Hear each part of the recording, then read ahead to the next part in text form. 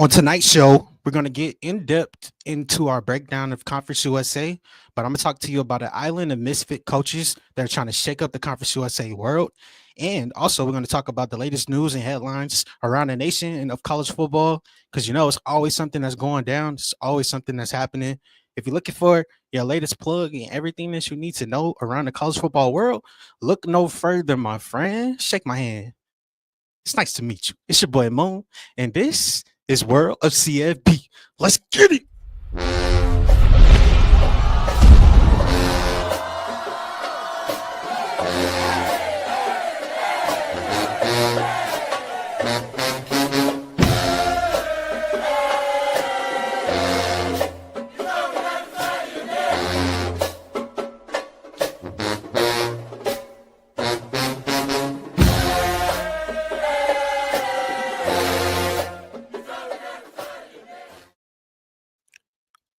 What's wavy? It's your boy Moon, back at it again, and it's a pleasure to have you in the building. We're gonna get deeper into a lot of topics on today's show. On around the world, we're gonna give you latest news and headlines that you need to know. On later on in the show, we're gonna talk about the ACC and put full spotlight on everything that they're doing and some of the most improved ACC units that are coming out of post spring. We're also going to get into some other teams that might not get a lot of love, but we're gonna give you some love today. Look forward to it. But all of this can't happen without the special support behind the scenes of CFB Nation. Shout out to all my dogs from the top of to all the way down in the bottom end. Y'all helping us make this a movement. And to you, the person that's watching, we greatly appreciate you being here in attendance on this late night episode of World of College Football. And yeah, I'm your host Moon, credential media member, and it's my job on this show to try to spotlight all of the college football world because we are one big ecosystem and we can't do it all together without being together and spotlighting everybody.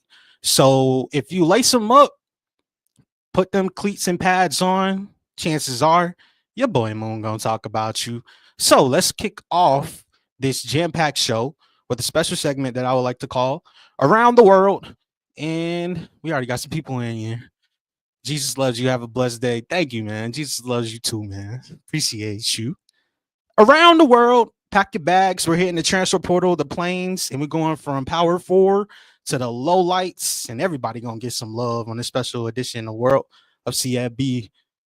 Let's start where no one ever wants to and talk about injury reports. Now I know it's kind of a somber start to the show, and Oklahoma State Cowboys fans, I hate to be the one that breaks the news to you, but the lights already are starting to dim on what was supposed to be the breakout campaign for wide receiver Taylon Shetron. He averaged 20 yards a pop last year, and the Cowboys looked at him as one of the juice makers and explosion key pieces in this offense because he was all about building and stretching the vertical game for this team. And the spring ACL, it just shut it all down. And now we're just looking for new solutions. And just like that, Mike Gundy's offense already wobbly from last year. They have to pivot again, man, and it's tough to see. But these are the things that go on in the college football world. Now we shift our attention from heartbreak to talking about a little bit of hope. If you're a Florida Gators fan, DJ Lagway is throwing again. Gainesville, you can let out a collective sigh and an exhale. Florida's QB1 is inching back from the spring shoulder injury that had many of us concerned, including myself. And even though he's not 100% right now, he's practicing, and that, my friend, is everything that you need to know. My boy is back. Billy Napier's bunch, their opening stretch of the season isn't for the faint-hearted at all. They got Miami, Tennessee, Texas A&M. That's all within the first 6 weeks of the season. DJ Lagway's arm might be the one thing standing between SEC free fall and Florida being at the top of the food chain in the SEC. Let's take a trip down to New Orleans because Tulane's backfield looks like a committee meeting in motion. You got Maurice Turner, who's coming in, who really dominated and owned the spring. All the buzz that I heard out of Tulane University is that this kid can ball. And he came from Louisville, so that should have been red flag number 1, 2, 3, 4, and 5. That this kid should be getting RB1 reps, and he's dominating the spring and taking advantage of the opportunities that present themselves to him. So now I'm not going to call it a lock, but be that person that stands on the cliff in June, on June 2nd, 2025, year of our Lord. But this kid's RB1, man. Arnold Barnes, Jamari McClure, Zubria Mobley.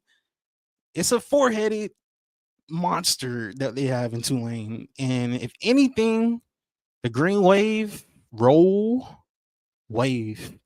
Yeah, they're going to be running the ball out there. And depth isn't a concern for them. It's now a weapon for Tulane and the Green Wave. Let's shift to the Sun Belt, because there's some magic going on at Arkansas State, and they might be stacking up quietly, but they're doing it very powerful. They got Aaron Blankish, a return specialist from Idaho State, Quan Lee, who was formerly at FAMU and Florida A&M Rattlers, and they bringing some real juice. They got Jax Brown from Sam Houston, who's coming in. He's going to sprinkle in a spring breakout from Carlos Del Rio Wilson at quarterback. I'm not saying that they're going to win the Sun Belt and everything, but I will say that this power surge that we've seen from the transfer portal could turn the Red Wolves of Arkansas State into a spoiler team that nobody wants to smoke with. Now, dropping down a division, but not in ambition, let's shift this stage to another key piece and talk about Florida Atlantic. Out there in Boca Raton, former FAU receiver Leon Washington is heading to D2 powerhouse Valdosta State. Now, this kid put up, he got 3 eligibility years left remaining, but this is his chance to polish himself down in D2. He's going to have an extra chip on his shoulder. He did get saucy in his time at Florida Atlantic, but I'm looking at it beyond just the shoulder pads when I saw this move. Sometimes you go up, but you got to take a step down first in order to go up. And Valdosta, I think they just hit the jackpot with this kid, because he's coming in, Leon Washington, and he's trying to add some juice to this core. I mean, there's a lot of good ball players that come out of Valdosta State, man. Just look at Ted Hurst, wide receiver that transferred from Valdosta State up the ranks to Georgia State now, and he was almost a 1,000-yard receiver last year at Georgia State. I'm not saying it could be the same situation, but I'm saying that it's interesting to see kids go from like Boca Raton and drive a couple of hours up the road north and head to Valdosta. Let's take a trip to BYU. We got a concerning situation to talk about, because not every headline comes from the field. We got some off the field issues that's concerning us right now in Provo. BYU's quarterback situation is unraveling right before our eyes, and it's under the weight of a civil lawsuit that we have with Jake Retzlaff, last year's starter, who put up nearly 3,000 yards, 20 touchdowns, had himself a year, and he's now tied to a alleged sexual assault case from 2023. Now, I hate reporting this, but we are the media, so we got to report it. And I know this conversation is still developing and everything, but with fall camp approaching, BYU's QB1 job is a mystery, and it got murky pretty fast. Now, there's not too much more that we could put out there. We just got to hope and pray that whatever backup situation is preparing for BYU, and that this coaching staff automatically has a plan in place if things take a turn for the worse. Meanwhile, in Chapel Hill, UNC is banking on frame and also a little bit of faith. Tennessee transferred Nathan Leacock, 6'3", 217 pounds. He only had 1 catch last year, but he's now in Carolina Blue with 3 seasons of eligibility left to develop on his team. Now he's raw, explosive. He's a possible red zone mismatch if you want to use him in that way. And Amarion Hampton is already in the draft, so he's moved on. You're going to need some more explosion for this team. They got Gio Lopez in transfer portal. He's going to be competing with Max Johnson. Like, UNC is trying to hope for any type of ballers and playmakers they can get on the outside in Bill Belichick's first year as UNC's head coach. So we start talking about potential. Well, let's shift our focus from potential to position change and talk about Otto Tia at Utah. Former Aggie wideout for Utah State is now converted into a tight end. Like, just think about it. He's 6'4", 220 pounds, 7 touchdowns last year. And now he's flexing into a system where he can move around, have some versatility, and a system really that breeds tight ends. Just think about all the Utah tight ends that we've seen over the course of the years. Now you add him into the mix. These linebackers better get their footwork up, man, because they're gonna be toast if they don't. And he's a walk-in mismatch, and I understand 100% why they converted Otto Tia into a tight end. Now let's go back to the Sun Belt because we love the Sun Belt and talk about Coastal Carolina because they just scooped up a JUCO freight train, Demarin Perteet, who put up 1.2K yards, 13 touchdowns, and he's gonna add like a more downhill grit that you need for this offense that at their identity loves to run the gosh darn football. Coastal, they are excited. If he adjusts to this FBS speed, because moving up levels is going to be an adjustment. But if he adjusts, he's not going to be just a contributor for them. He's going to be Sun Belt All Conference by Halloween. You're going to be talking about this kid, Perteet from Coastal Carolina. Now, we're not done flying yet. We got to go across the radar and let's take a trip and talk about a former 4-star quarterback who is heading and taking his talents to Hawaii. Demarcus Davis didn't get a snap at Washington or UCLA, but he has the talent. Like, that's never been a question for us. Timmy Chang's offense does need some pop heading into this 2025 season. Davis ultimately is looking to be the spark that Hawaii needs and that they've been praying for on the island. Let's talk about them. Give them some love. Shout out to Hawaii. First spring game getting popped off. We got to give you love. And the last stop on the tour that we're taking around the world, we're going to talk about Norman, Oklahoma, because they picked up another kid in the quarterback room behind John Mateer. Gavin Frakes, he's heading back home. This is a feel-good story 100% for me. He lands at OU, right behind Mateer, right behind Hawkins with Neubauer. But I understand Oklahoma has depth. This is something that is going to be invaluable for Mr. Frakes to be able to learn under this quarterback room. He's already going to add some depth. He's going to add some poise. He's going to add to a competition in this quarterback room that's already fierce. But make no mistake about it. John Mateer is a guy. And there's no shame, in my opinion, to say that I played in the same quarterback room as John Mateer. That's your tour. That's everything that you need to know. From JUCO gyms to quarterback cliffhangers, from a tight end that's making a conversion to wide receiver that's making a conversion to tight end. Hopefully, Utah can continue the transformation to ultimate legal detours. College football refuses to sit still, my friend. The portal doesn't sleep, and neither does your boy Moon. Welcome to the show. It is an amazing Monday. We get a chance to have June amongst us, and we're gonna be smacking you on the face with content. Man, we're not stopping. Shout out to everybody else that is watching, tuning in. We greatly appreciate you being in the building. All we ask is just that you just share the content. Tell a friend that we got college football diehards that are giving us key and quality content that we need for the off season because there is none here at CFB Nation. Let's move on to one of my centerpiece topics for tonight's show. And we're going to be trying to get it out because it's going to be a jam-packed week for us.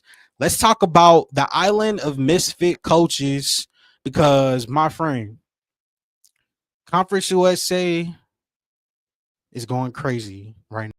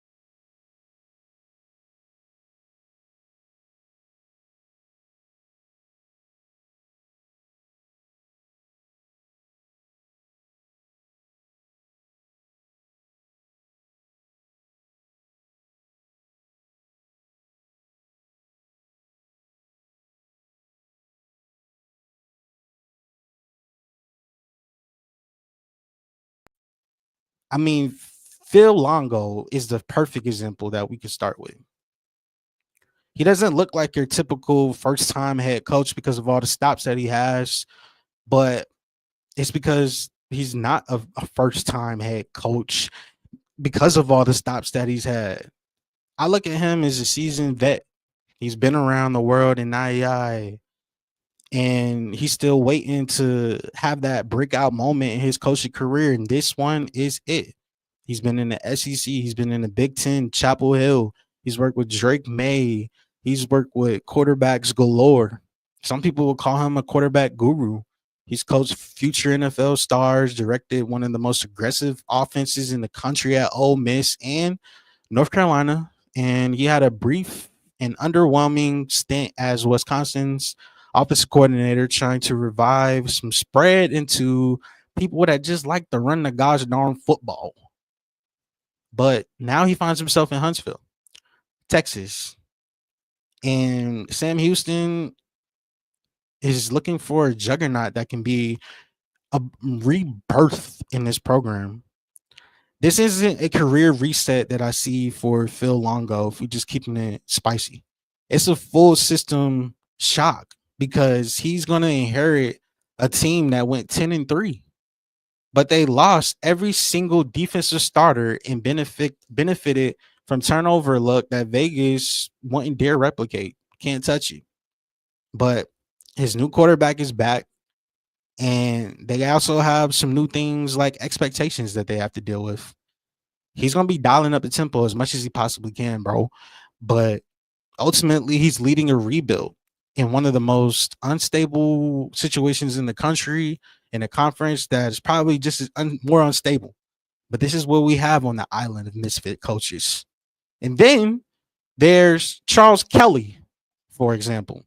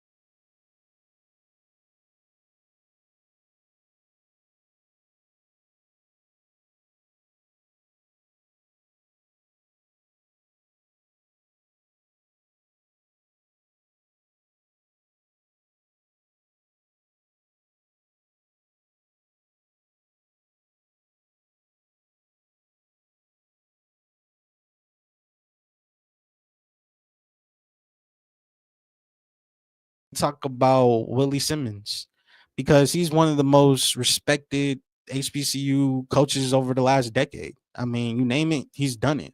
And now he's tasked with reviving a program that is a 13-40 over the last 5 years.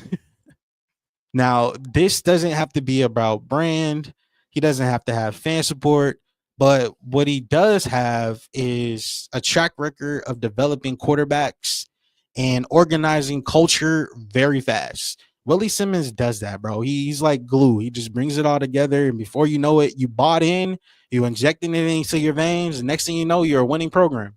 Kenyon Jenkins is back under center, and Willie Simmons brought in FSU and Miami transfers to help bolster those recruiting pipelines down there in the Southeast. And I'm not saying it's going to be overnight, but the building blocks for FIU are finally in place for them to go on a run. And I know they got conference championship on their mind, even though the nation might not think so. Like every league has breakout coaches in them, no matter how you want to dice it, slice it, rip it, or run it. I mean, Conference USA is no different.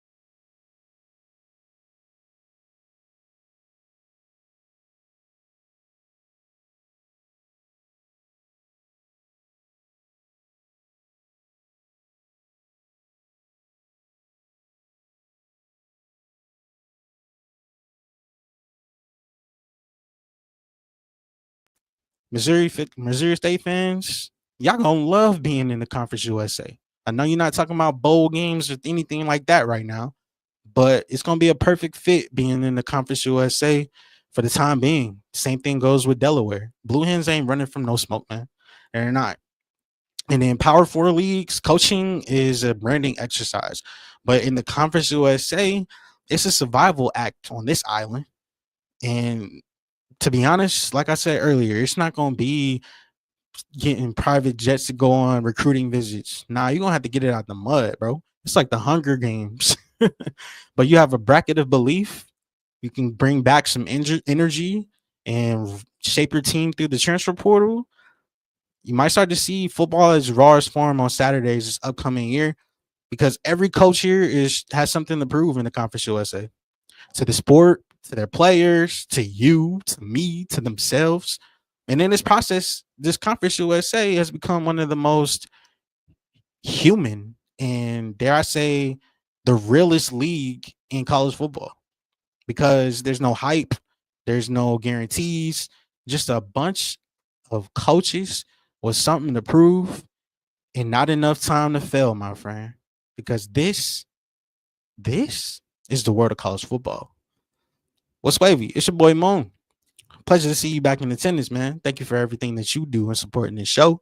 We want to greatly, just take time to just appreciate you, love on you, tell you that we couldn't do this without your support, man. Keep sharing because the more people that get their eyes on this, the more one percenters that can come together and be a part of this community that we're building here at CFB Nation, the better. We got some jam-packed shows that's coming up, about to debut. Nino's about to be giving you a Boston College-based show that I promise, even if you're not even a Boston College fan, I promise you're going to be interested with your cup of joe talking about what does Nino have up his sleeve right now this morning. As I take a sip of the chalice of Arizona, I just want to tell you, CFB Nation, man, got jam-packed product that we're trying to give you because there is no off season. Special shout out to you. Special shout out to our sponsors, man. Hey, lately, man, I've been trying to put in my parlay. I've been going crazy. I've been trying to do 7-leg, 8-leg parlays. And even though I fail sometimes, one of my favorite sources that always keeps me up to date is the beautiful folks at BetUS. But why am I trying to tell you? Let the whole gang tell you. Look at you out here using all these other sports books and you ain't even using the best one. BetUS. Get 125% match bonus when you use the promo code CFB Nation. Yeah, you heard me correctly. 125% match bonus on your first deposit using that code CFB Nation. We know that college football is in the off season, even though we don't celebrate that. You know, CFB Nation, we do college football 24/7. But there are plenty of things for you guys to bet on. Who will have the most wins? OKC Thunder or Cleveland Cavaliers? Can Luka and LeBron make it all mesh to make it to the play-in tournament? Maybe you're a college basketball guy ready to risk it all for Florida to make it to the big dance. Basketball isn't for you? Maybe you're a football guy. Well, BetUS got you covered with this year's UEFA Championship. Can Liverpool or Barcelona win it all? Will Erling Haaland or Harry Kane lead their teams to victory? May is going to get popping when the Kentucky Derby hits town.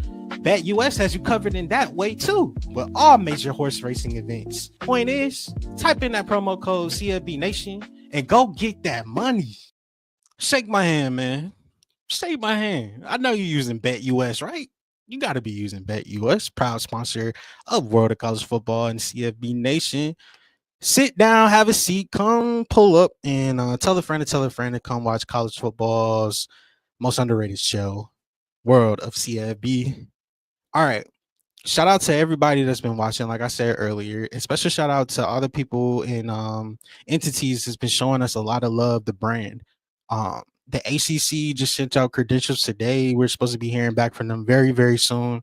So we're going to be attending ACC kickoff in Charlotte in late July.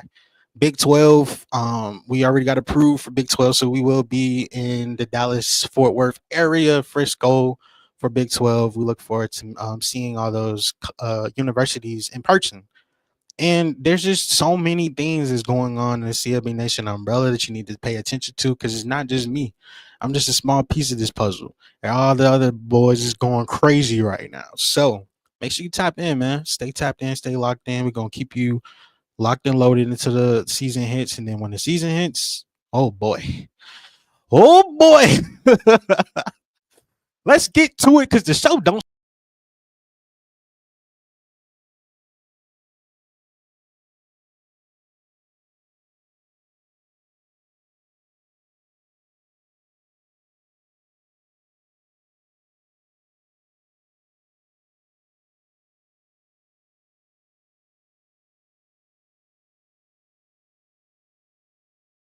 program by the name of the Liberty Flames. I wasn't going to do this in my show script, but I just feel like it needs to be said. I'm going to tell you why there's a liberty burden and why the Flames at Liberty University need to deliver in the Conference USA in 2025, year of our Lord. Because if you ever been out there to Lynchburg, Virginia, you know that the light shows and the pyrotechnics still hit. They go crazy. The fireworks, they be going off, popping like 4th of July on steroids. The campus looks like it's a Power 4 starter kit, because everybody is doing their part to make sure the Liberty brand is coming to life. It's tight. It's rock solid. It's secure. The resources out there in Lynchburg, it's real.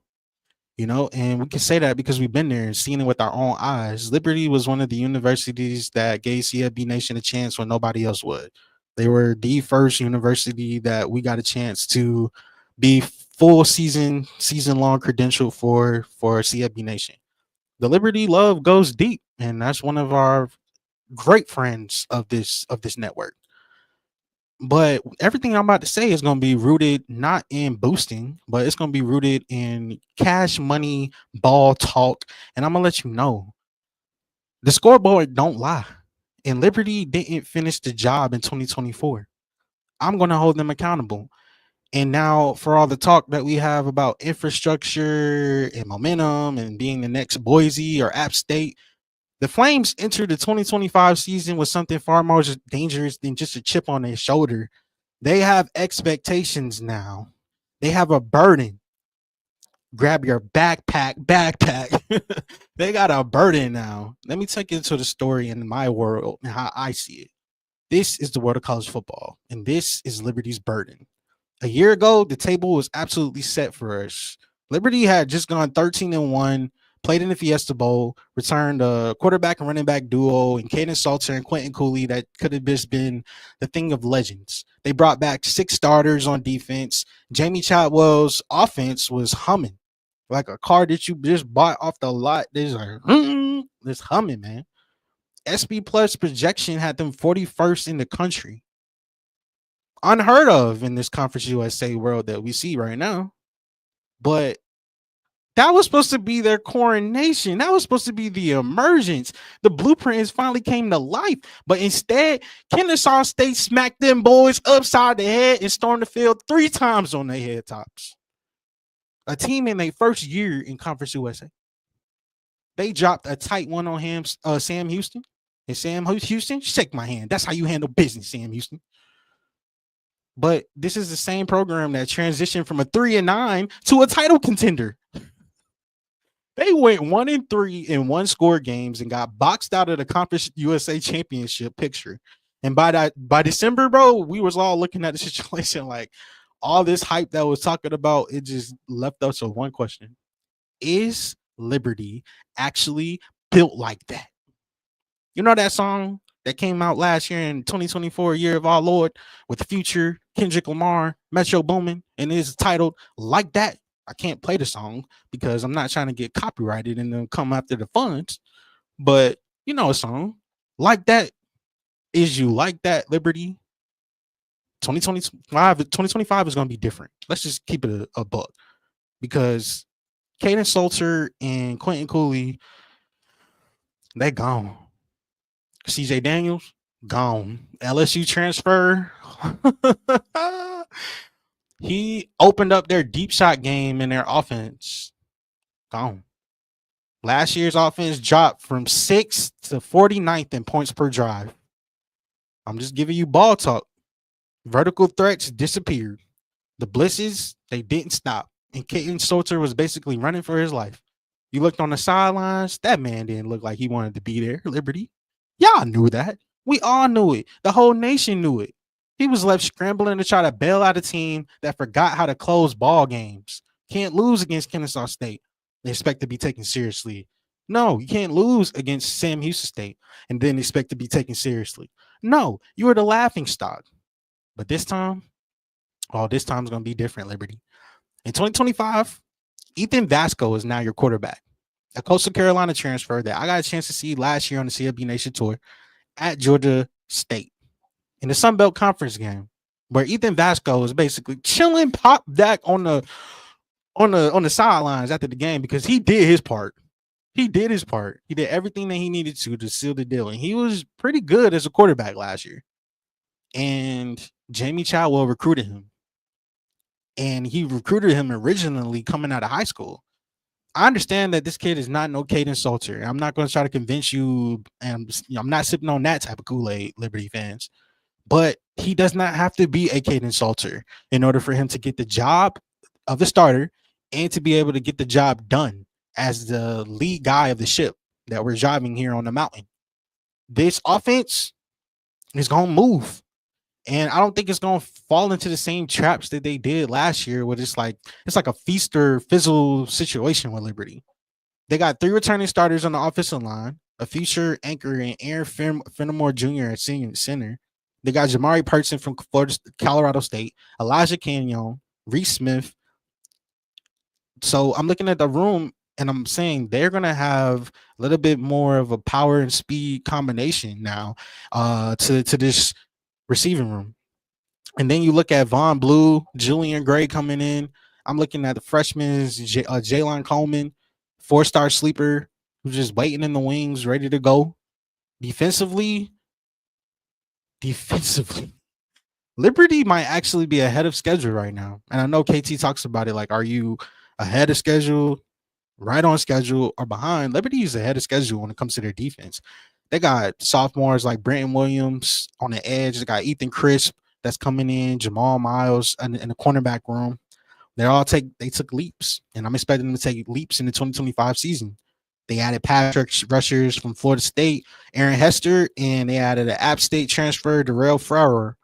I'm probably butcher your name, bro. I'm sorry. Shake my hand. I'm sorry.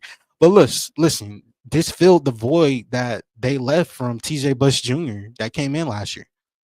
This is a defense that has some potential and some sparks with 11 juniors or seniors that are going to be stepping into week one, um, jumping into that fire on the mountain.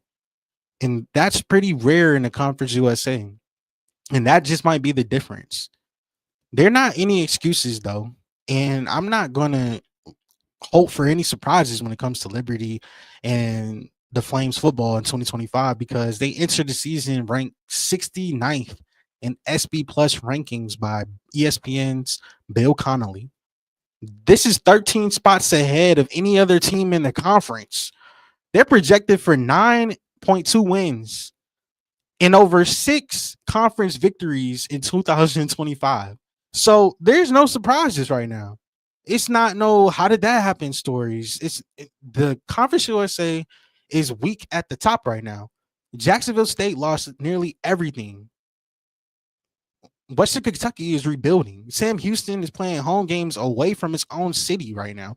And Liberty is the one program that didn't implode in the 2024/2025 transfer slash offseason mess that we got going on in college football. They didn't implode. They actually kept their roster together. So when I'm looking at them, it's all about execution in 2025, Liberty. You lose again, that window is going to close, man. You stumble early again, the whole narrative is going to shift in your viewpoint around the nation is going to shift in this Conference USA. You build a roster like this, you bring back this much talent and dodge real attrition that you see most college football teams have to dare to be great in. The only acceptable outcome that I'm looking for in the 2025 season for Liberty football is winning the conference championship. Liberty. Am I gonna pick them? Guess you gotta wait and see later in the offseason when I give you my picks. But Jamie Chadwell's track record at Liberty can back up my claims on what I'm talking about because he is still elite. 50-12 over the last 5 seasons. And this is his worst offensive FSP plus season since 2019. And that came last year. So he didn't have much in the cupboard right now last year. This year's talent is taking a leap up, man. And compared to the rest of the group of 5 schools, Liberty is a gold mine. I just need them to see that it's a gold mine because I need them to understand this is what the weight feels like to hold that banner. This is what comes with being a hunted now. They got the resources more than most in the Conference USA. They got coaching staff with national pedigree that you would want, a recruiting ceiling that you would ideally want in this Conference USA. And it's already went through the FCS, proofing that you have when you move from FCS comp to FBS comp. So I'm looking at Liberty as a contender heavily in the Conference USA. You're no longer afforded Moon's, get out of jail free card. No, you can't have any crazy starts to your season no more because you are the standard, Liberty. Every time you lose, it's a national headline.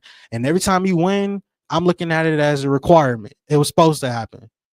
There's no runway left. And to be honest with you, everybody's already expecting Jamie Chadwell to get a Power 4 coaching job after this year's over. So this is it. You built this. Now you got to wear it with pride on the mountain. You're not getting that underdog title no more from me, Liberty. You got the best roster in the Conference USA. You got the most experienced defense in the Conference USA. The clearest path to a title in the Conference USA. You could be the bid for the G5 spot in the college football playoff in 2025. And you got a head coach that knows how to win games. But here's the hard part. Proving that you can actually win with more talent around you than last year. Proving that you can weather the storm in this college football world and still come out victorious. That's what I'm looking at Liberty because this season in a league full of just question marks all over the place in the Conference USA, the Liberty Flames have all the answers that you would need on the paper. But they had all the answers on paper last year too. And paper doesn't stop a Gamecock, a Hilltopper, a Miners Shovel, or anybody else. A Blue Redder. That don't stop nothing. Because these teams are going to be playing with nothing to lose in 2025, year of our Lord. This is World of CFB. And this is why Liberty, you don't have any breathing room no more in 2025. Welcome to the show, man. It's a pleasure to have you in here. Tuning in to World of CFB on a late night edition. I didn't plan on going live this late at night. I planned on going earlier in the day. But if y'all rock with this time slot, please let me know. Of course, as always, if you are interested and let me know what you think about me going into depth about liberty or any other topic that I have, please let me know in the comments, bro. Please let me know. Let's get into this next segment that we're doing because I was looking at the rankings that ESPN dropped recently. And I was saying to myself, like, yo, this 2026 recruiting class is loaded, bro. 2026 is spicy. And I normally just wait till these kids come to college football before I start getting hyped about them and everything. But I guess you got to still pay attention to the movers and shakers in the high school ranks because there's some kids out there that you can just flat out ball. We're going to talk about some of them. And we're going to talk about why recruiting lines and bloodlines tie heavily into the recruiting class for 2026. Let's get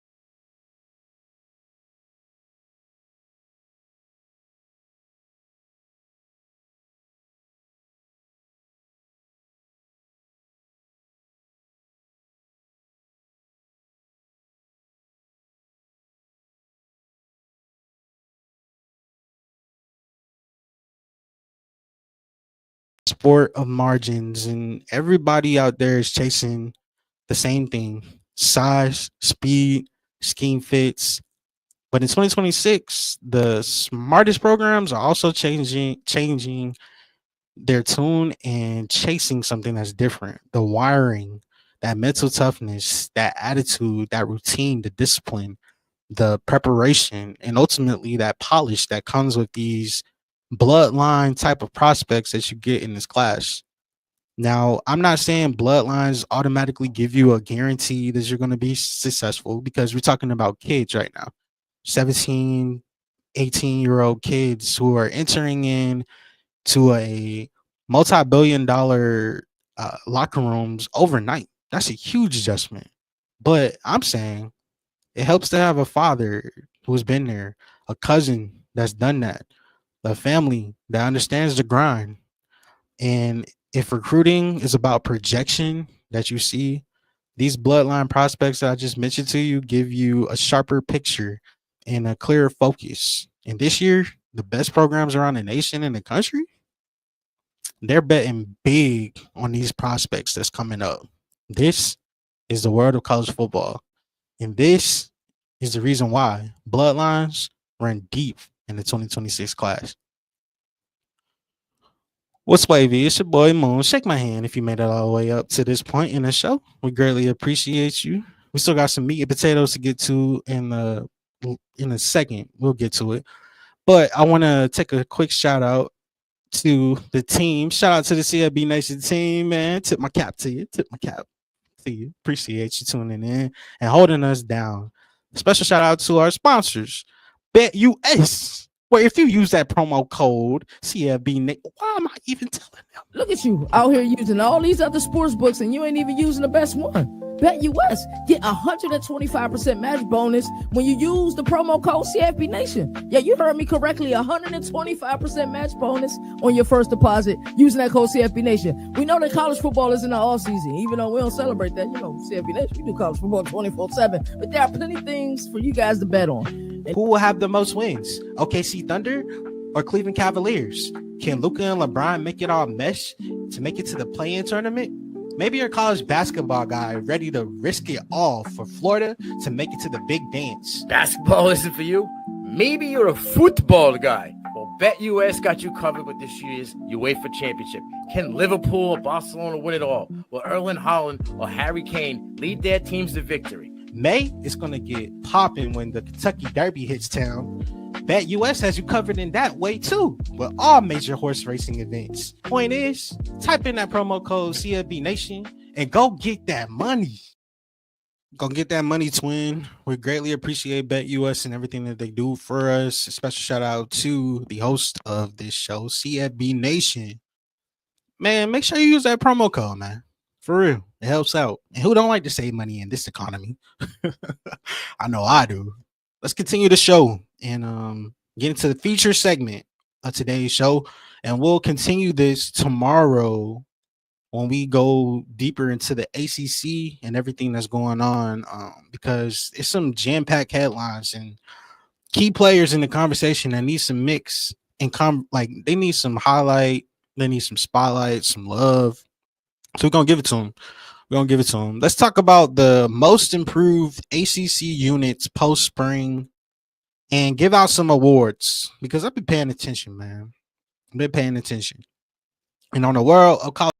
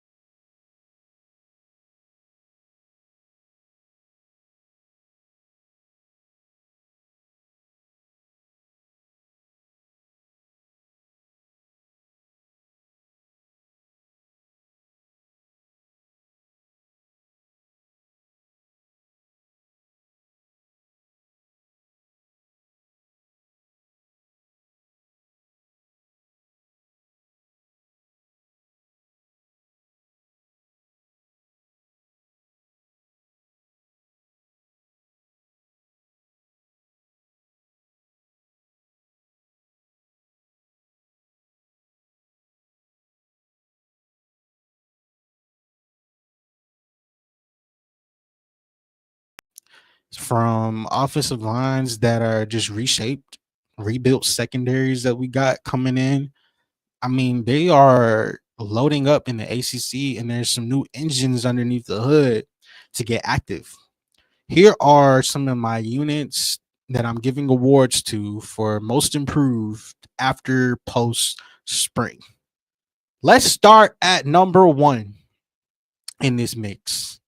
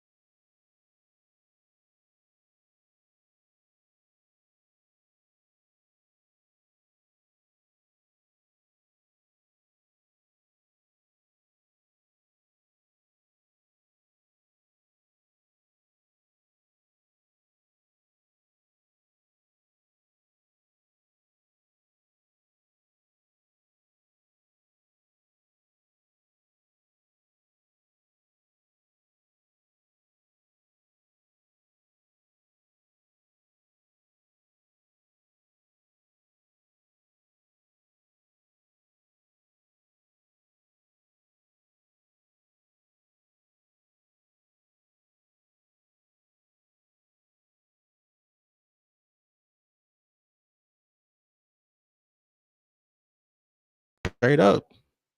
Like Mario Cristobal can flat out recruit his butt off, bro. And they got some SEC bodies and some FCS trench monsters who can move. And Brockemeyer, he could be all ACC, like no cap.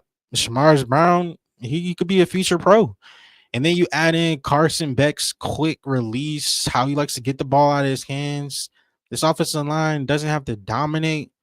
They just got to hold the pocket serve, make sure Carson Beck stays clean. And Miami could have a position that they lean onto heavily into 2025 because Mario Cristobal just quietly built his best front since Oregon 2019.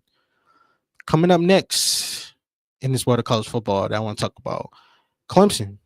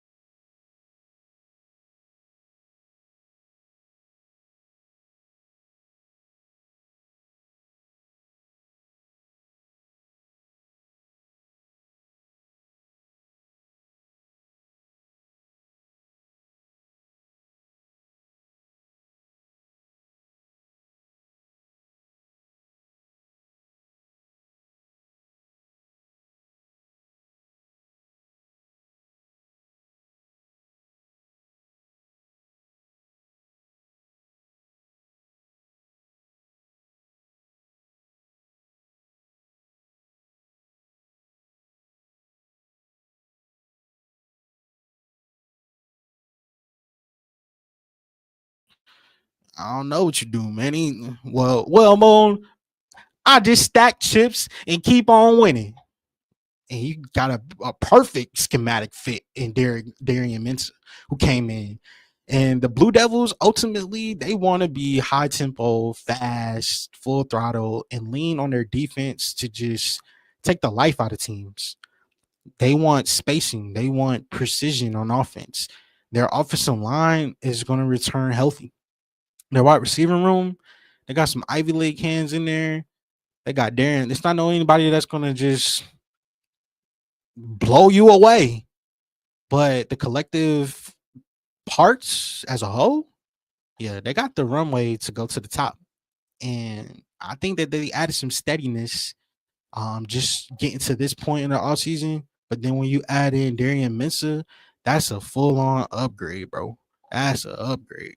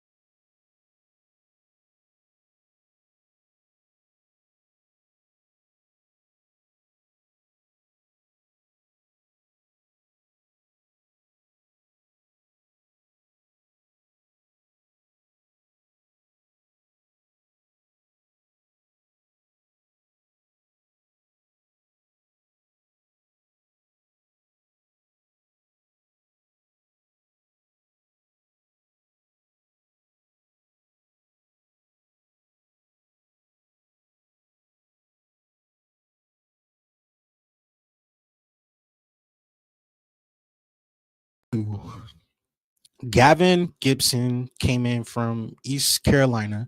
They had Price Yates, who's coming in from Michigan State. And then they also added a plethora of rotational depth pieces in the defensive back room. Now, if you know ball, North Carolina got scorched all year long in their secondary. You want to put up a highlight reel? Go play Chapel Hill. They lost a ton too. And I'm just being real. This group was leaking last year, but they did bring in some names. Bill Belichick, there's some names. But if you want to know deeper than names, they brought in teaching, and that's what they needed the most. Bill Belichick, what does he thrive at the most? Teaching the secondary. He's always been a secondary guy. You add in Price Yates, who's going to start day one. You add Gibson, who might be one of the most intellectually sound nickels in this conference. Bill Belichick got some things to work with, and they're not elite yet by any stretch of the imagination. But they're finally getting coached now, and that alone in itself gives North Carolina an award. So come get it. Here you go. Coming up next in the show, let's take a trip out to California line. The linebackers to California took a jump up in the post spring, and I'm giving them an award because they added Harrison Tigert from BYU, just a dog. Demetrius Freeney from JUCO, a dog. And Micah Bowens, who's a hybrid dog. I understand Teddy Buchanan has not had the prettiest situation right now. Probably everybody is betting against Cal because I mean they look bad, like honestly. But secretly behind the scenes, Cal has retooled everything that's going on with them, and they got Taggart, who is sideline to sideline, exactly what you want, just a thumper.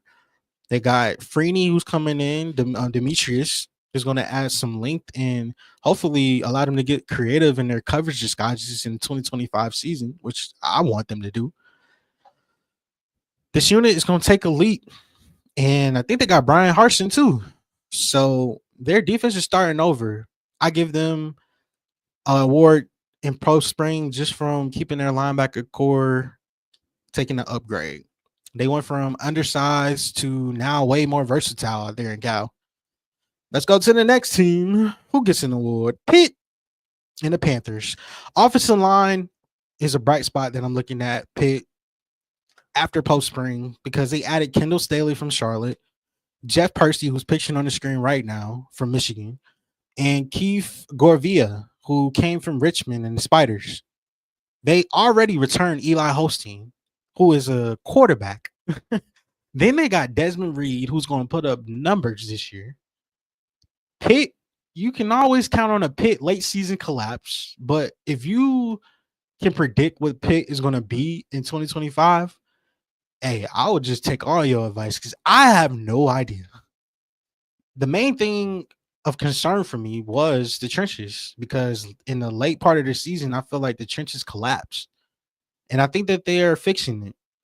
Stanley Kendall is going to come in, hopefully be the anchor for this team. Govea, he's going to bring that twitch and that fire that you need. And Eli Holstein, he needs time to throw and get the ball out of his hands. He's already banged up most of all of last year. So he's just primed to break out in 2025. I feel like this was less about domination all across the board for Pitt. It was just all about stability. And they finally found it in the offensive line. And this team, I'm looking at Stanley specifically, Kendall Stanley from Charlotte. I think he could be an anchor in this room. And I'm excited to talk to him when we get to ACC Media Days. Hopefully, if he makes the trip. Let's talk about the next team on the docket. Virginia, UVA. Virginia's DB room took a step up. They got Devin Neal from Louisville, Jason Prevard from Morgan State, and then Josh Richards from Liberty. They quietly built an all transfer DB room. I mean, the boys got range, they got length, they got a little bit of edge too, that bravado. Like if you want some team or a team with some bravado, look at UVA secondary now post spring because Neal is going to bring that SEC experience. Brevard, he's an FCS lockdown corner. I know the word lockdown probably gets used too loosely, but watching him, I say yes, he's that. I think that the cornerback room for UVA took a collective step up because they got older and more experience, and then ultimately they got meaner and nastier. You need a gritty type of room going up against all these juggernaut receivers in this conference. My overall thought process, though, for UVA, they're not going to lead the league in interceptions, but I think that UVA's defensive back room is no longer a liability anymore in 2025. Let's jump to the next team. Steven.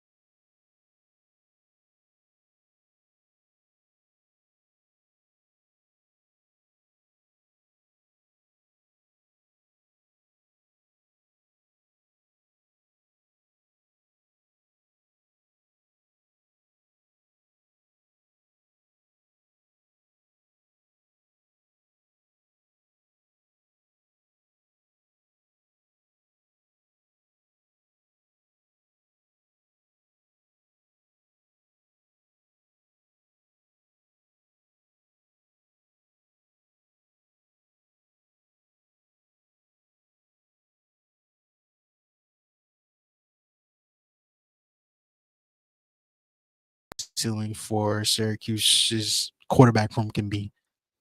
But I know that that floor is not in the bottom of the ACC like most people think. Let's take a look at my team in the ACC. Georgia Tech Rambling Wreck.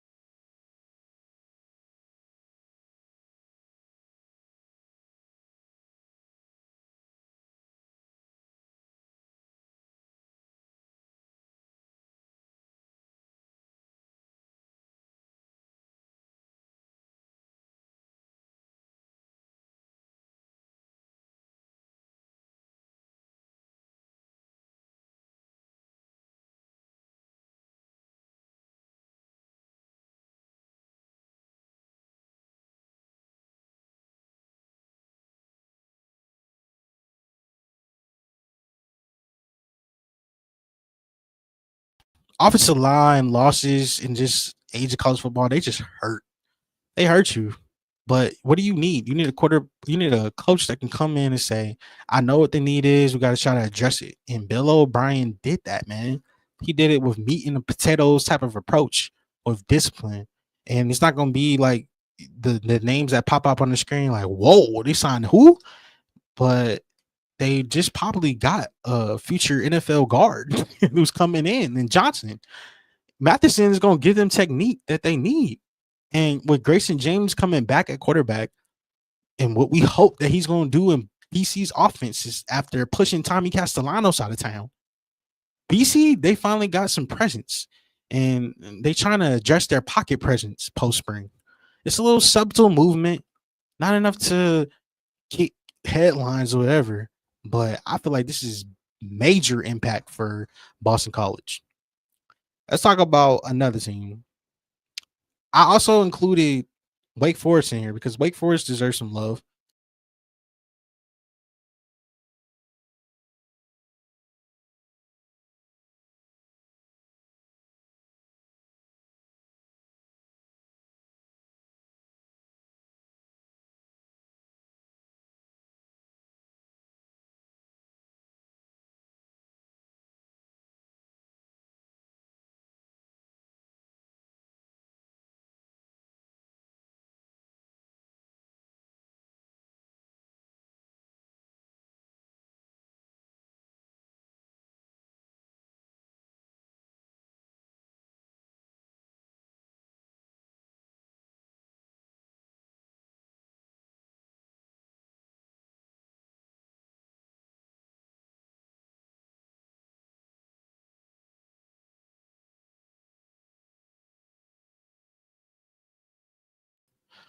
Frank Wright is coming in, and I'm looking at this as more than just a 1 year stint at Stanford.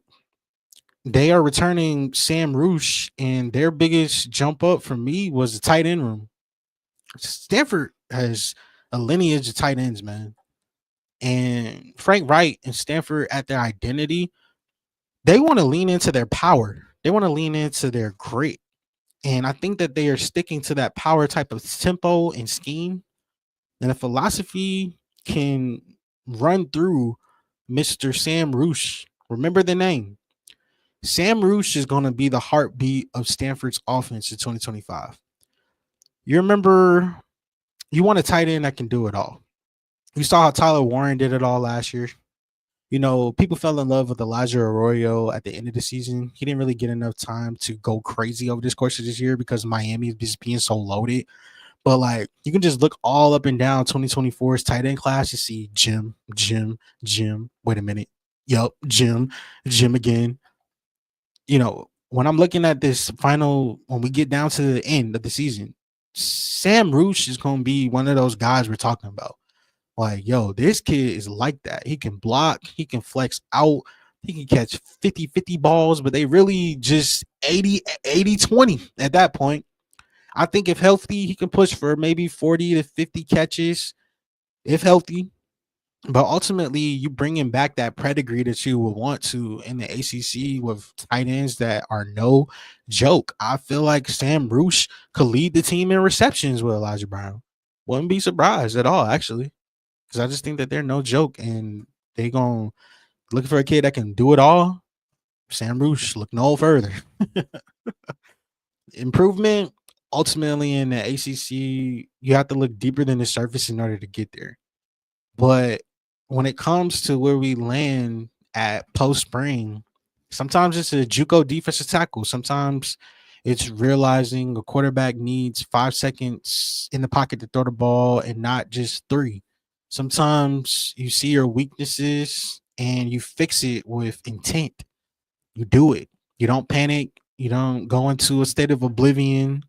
You just fix it and go crazy. I don't think that these overall units are going to be the ultimate X factor. Maybe like Clemson, maybe like SMU's offensive line being good to protect Kevin Jennings. But overall, I wanted to give you groups that beyond just what we see on paper, they took some steps up. Most people need to pay attention to post spring. These units are going to come in and be key reasons why these teams ultimately win games. Stanford, you're going to lean on your tight end, man. Wake Forest, lean on Demond Claiborne for 100%. Boston College, you can feel better because your offensive line took a step up. Louisville, after trying to replace Ashton Gillette, who left and did an amazing job. Jeff Brom said 6 starters gone. Nah, we still gonna choose violence. We're gonna bring in some key additions too on our defensive line, and we're gonna have the best running back room in the ACC, probably top 5, top 7 in the nation. Georgia Tech said, you know what, Eric Singleton Jr., you could take your talents in to Auburn, but ultimately, bro, we're gonna replace you with a kid out of Florida who put up numbers quietly, but put up numbers. Syracuse now has some hope in their quarterback room. Virginia is leaning on their defensive backs to have some bravado and that grit that you would want. Pitt, their offensive line got ultimately better when you're trying to protect Eli Holstein and Desmond Reed, who we're banking on at CFB Nation having a monster season. You're going to need stability. It's going to be stability that's the key. Cal, their linebackers, North Carolina and their secondary, Virginia Tech and their wide receivers, Duke, I'm looking at them, and Darian Mensah is just nasty. And then you got the powerhouse juggernauts like Clemson with their defensive line and Tom Allen coming in. That I feel like it's just going to wreak havoc on the SEC. And my number one most improved unit, this is just me. Anytime you're at the bottom of the cellar, man, for you to just get halfway up and we looking like, dang, you wasn't up here last time. Yeah, I know. Florida State, we back up, baby. We got a front 7 now, defensive line, linebackers looking good. They averaged 180 yards per game rushing. If you play Florida State, you can just bet that you're going to get 180 yards a pop in that game. They were atrocious, but they just started over from scratch, and that's what you got to do in college football in 2025. Yes, sir. After this ad break, we're going to get into our final segment of the show before we wrap it up and close it out on this Monday night. And appreciate everybody tuning in and watching World of CFB. And if you don't know by now, you can use that promo code CFB Nation to get 125% match bonus on your deposit. So take a look. Look at you out here using all these other sports books and you ain't even using the best one. BetUS. Get 125% match bonus when you use the promo code CFB Nation. Yeah, you heard me correctly. 125% match bonus on your first deposit using that code CFB Nation. We know that college football is in the off season, even though we don't celebrate that. You know, CFB Nation, we do college football 24/7, but there are plenty of things for you guys to bet on. Who will have the most wins? OKC Thunder or Cleveland Cavaliers? Can Luka and LeBron make it all mesh to make it to the play-in tournament? Maybe you're a college basketball guy ready to risk it all for Florida to make it to the big dance. Basketball isn't for you? Maybe you're a football guy. Well, BetUS got you covered with this year's UEFA Championship. Can Liverpool or Barcelona win it all? Will Erling Haaland or Harry Kane lead their teams to victory? May is going to get popping when the Kentucky Derby hits town. BetUS has you covered in that way too, with all major horse racing events. Point is, type in that promo code CFB Nation and go get that money. Go get that money, twin. We appreciate BetUS being the sponsors and CFB Nation being the host of this show, World of College Football, where we try to give everybody some love. If you lace them up and put on the pads, man, it's a high chance that Moon gonna talk about you. And on today's episode, we had a jam-packed one. We talked about the 2026 recruiting class and how the Bloodlines run deep. We talked about some of the latest news, including DJ Lagway is healthy than he was last time we saw. That shoulder, he warming up his shoulder, man. Florida fans have some hope now.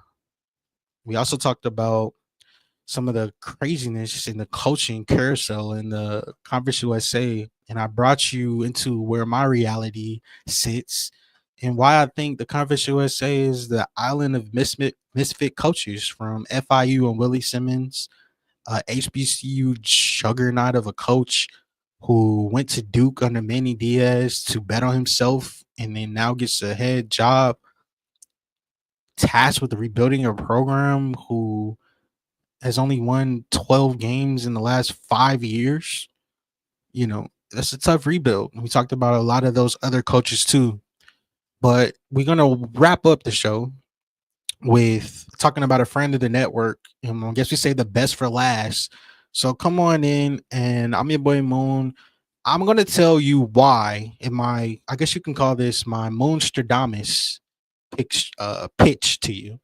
At the end of the segment of every show, I'm trying to give you a story that's probably not getting a lot of headlines, but needs to be paid attention to. And I'm going to try to predict something for the 2025 season. On this segment of Moonstradamus, I'm going to tell you why Akron is probably going to be the most watched team in all of college football. My bad. I'm going to tell you why Air Force is going to be the most watched team in college football. I'm sorry, Air Force. I stumble over my words, bro. Like, star me out, bro. Air Force is going 12 for 12 on national TV in 2025, and we're friends of the network with Air Force and the Air Force Academy, and I feel like they're flying under the radar for a mission. And for a time like this in the Mountain West, they got some noise this past week, over the weekend, with them releasing their television schedule. And I looked at it and I said, Air Force is not just checking one box, they're checking all 12. And they sent a signal to the rest of the nation. All 12 games are going to be nationally televised from coast to coast, sea to shining sea, channel to channel. You're going to click on a game, you'll be able to watch Air Force. That should be able to tell you in June, on June the 2nd? Yeah. Air Force is going to be impossible to ignore, and this is by design.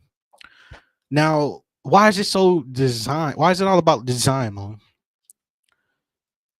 You earn national TV games, and you do it with identity, bro. You do it with consistency. You do it as a service academy with DNA that just makes every snap hit different. 2025 campaign for Air Force starts on October 30th on CBS Sports Network. They're going to host Bucknell at 1:30. They better get it popping. And then I'm looking at high symphony pivotal moments for their season. It starts week 1. It starts week 1 because we're trying to show that we're a Mountain West power that needs to be a force to be reckoned with. While all these other teams are fighting for visibility and fighting for just to get some love, Air Force don't have to worry about that, man. They get thrown into the late night window on CBS twice. They got CBS games that actually matter. And nothing is more pure than the window of college football at that 12 noon kickoff on CBS. Unless you're a fan of like big noon kickoff, then I don't know what to tell you. But we mean traditional CBS. Akron is going to take the field on October the 4th, donning whatever classic uniform set or drip that they have in their collection. And they're going to be playing with Navy on national TV.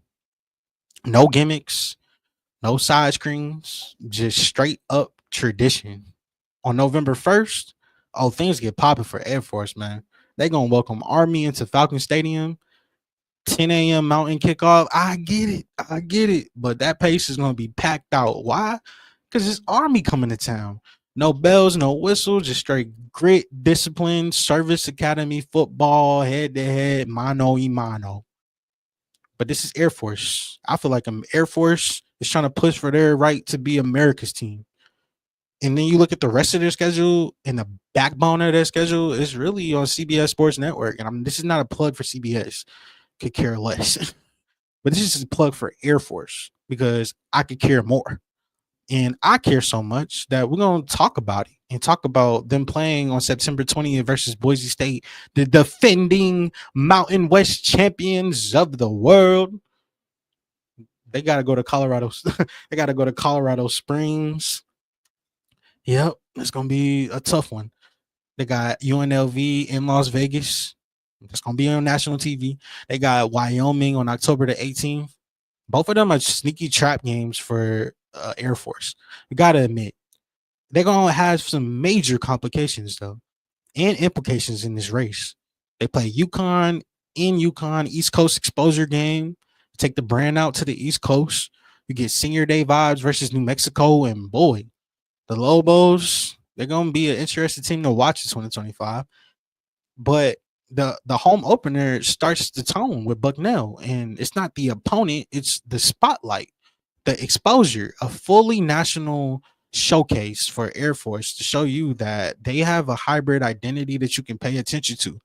And why, Moon? Why should I care about Air Force, bro? Why? Out of all the Alabamas and Clemsons, why am I need to watch Air Force games? Because I feel like they can make a title push.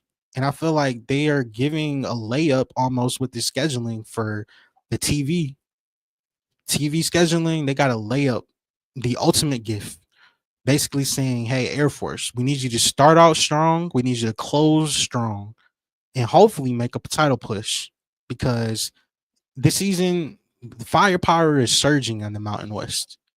The Fox Sport family is going to be hosting the San Jose State game, if I'm not mistaken, in Hawaii.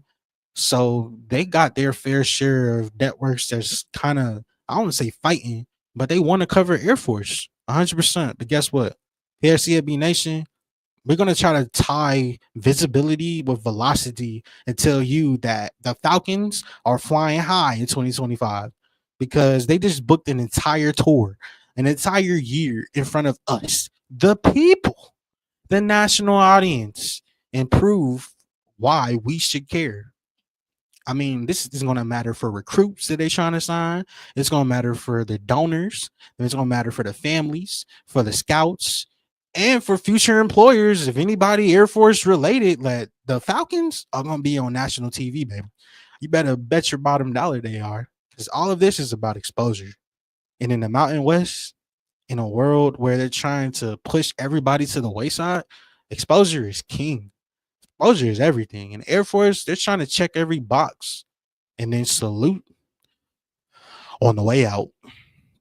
Now, what does this mean for championship implications, Boom? Like, I know you try to sell me on North Forest, but what does it mean, like, if they actually can handle business and get the job done? Well, I'm here to tell you that there's a real chance that the Falcons could be back under the lights again, fighting not just for a ring, but maybe even college football playoff spot, maybe. In 2023, they flirted with perfection, so I'm not crazy by saying that. They was cashing out in 2023.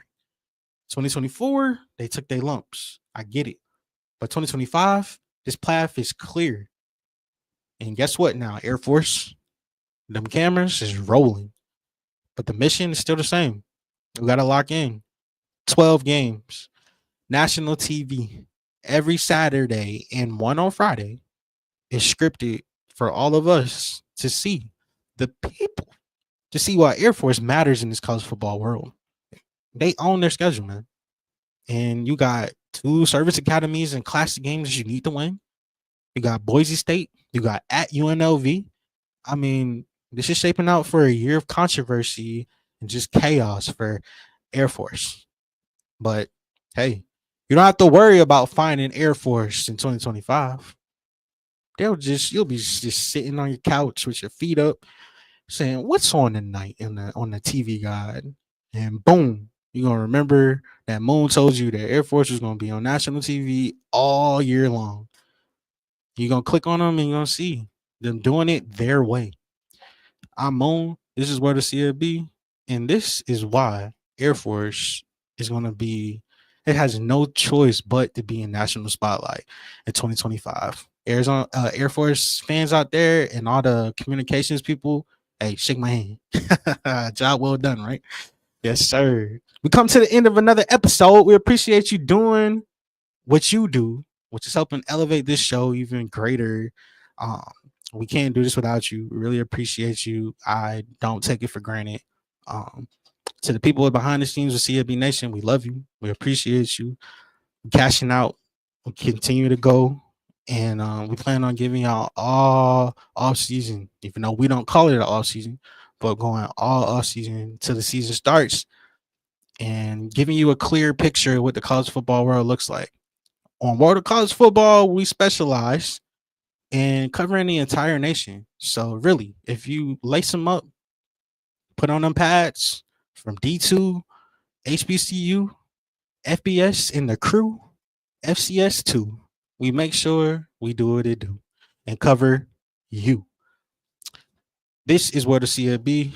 I'm your boy Moon at CFB Moon on Twitter if you want to follow me, at the CFB Nation for everything in the CFB Nation umbrella. For me and yours, I hope you enjoy your Monday night. I got to go catch up on Monday Night Raw highlights. Until next time, tomorrow, we're going to talk about the ACC and some of the top quarterbacks that's going on in the ACC and biggest transfer changes that went on. We're going to talk about the Conference USA and some of the deep dive that we have. And we're also going to have a mystery segment that I'm going to bring in 1 hour and 40 minutes strong. You know, this is where the CLB. Until next time, my friend. Stay safe, stay wavy.